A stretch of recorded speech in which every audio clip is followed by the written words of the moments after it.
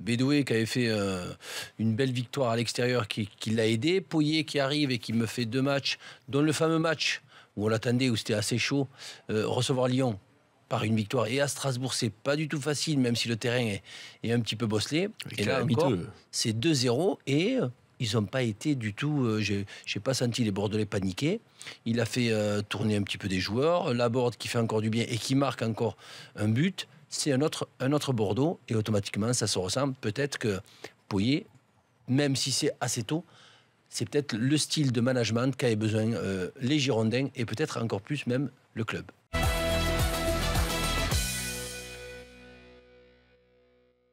Qu'est-ce qui vous a inspiré cette équipe toulousaine, messieurs ? C'est surtout Nice qui m'a fait de la peine.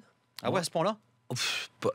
Continuer à essayer de passer par l'axe alors que les Toulousains, je crois même qu'ils étaient 15 à un moment dans l'axe. Pour leur dire allez sur les côtés, ils ne sont toujours pas passés, les Niçois. Incompréhensible. Et donc Toulouse, ça a été plus facile pour eux. Et ils en ont profité pour un maximum de contres, ils y croyaient.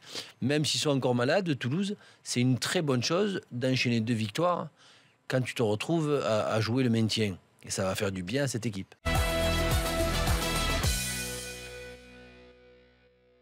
Les Lillois ont été vaillants, bien organisés, concentrés, et puis ça craque au moment le plus difficile, à la 45e minute, alors que c'est pas mérité cette ouverture du score parisienne, mais après la deuxième mi-temps, je m'attends à ce qu'il y ait une réaction d'orgueil, et c'est là que tu vois cet effectif lillois est trop jeune.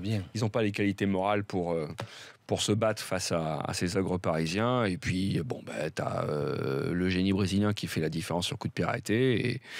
Et avec un échange avec Cavani qui était assez savoureux, où à un moment donné, tu te demandes ce qui va se passer parce que laisse-la moi, non c'est moi, non tu me la laisses, non c'est moi. Et puis c'est Neymar qui a eu le dernier mot et bien lui en a pris. Non, et encore le but de Lo Celso. Il a déjà eu le premier coup franc où il met les 3 points pour l'équipe de France.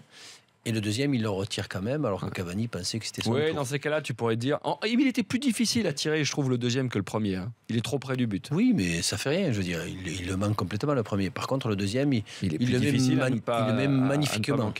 Par contre, c'est vrai que moi, ce que j'attends du Paris Saint-Germain, même s'il domine l'adversaire, c'est d'avoir de l'adversité. Et là, Lille, dans la première mi-temps, tout était très bien pour qu'on ait un match vraiment, je ne dis pas équilibré, mais un bon sparring partner.